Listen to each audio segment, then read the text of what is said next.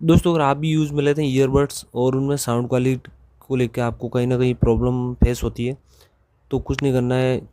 Earbuds को निकाल के चेक करना है कि उस पर जाली के ऊपर कुछ डस्ट वगैरह है क्या। जैसे इसमें दिखाई दे रहा है कि डस्ट है, तो इनको क्लियर करना है।